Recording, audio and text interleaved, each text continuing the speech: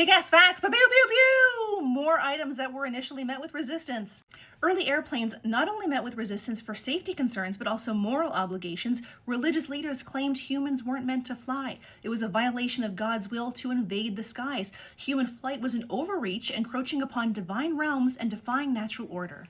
The telephone, invented in 1876, was seen as unnatural and intrusive. People were unnerved by the idea of disembodied voices coming through a line. Some even thought it could allow the dead to communicate with the living. In rural areas, neighbors often shared party lines, leading to fears of eavesdropping. Speaking of telephones, when women began working as telephone operators in the late 19th century, they were hired because their voices were considered more pleasant and they were perceived as more polite and patient. Some people, however, believed it would ruin their modesty by exposing them to crude male conversations and inappropriate language.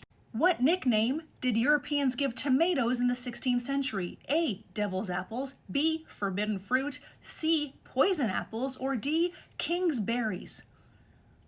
The correct answer is C, poison apple. When Europeans encountered tomatoes in the 16th century, they were wary of eating them. Wealthy Europeans served tomatoes on pewter plates, and the fruit's high acidity caused lead to leach into their food, leading to sickness and even death. They blamed the tomato.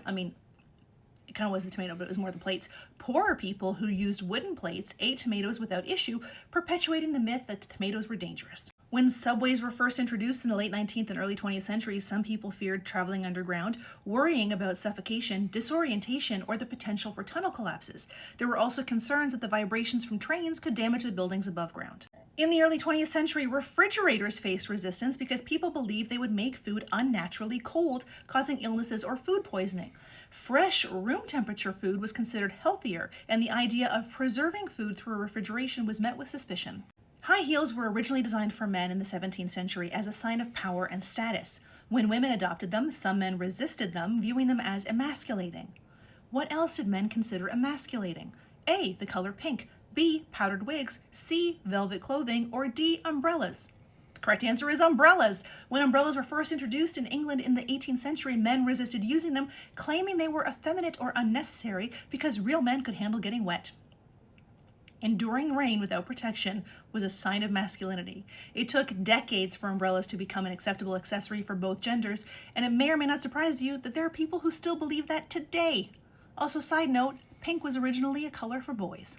In the 18th century, novels were considered scandalous, especially for women. Critics believed novels would give women unrealistic ideas about romance, leading them to neglect their duties as wives and mothers. Some even thought that reading novels could lead to hysteria and emotional instability.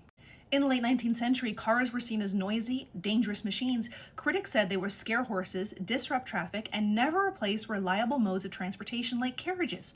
Early drivers were even required to have a person walk ahead of their car, waving a red flag to warn pedestrians. Beyond being seen as dangerous, early cars were criticized for giving young people too much freedom.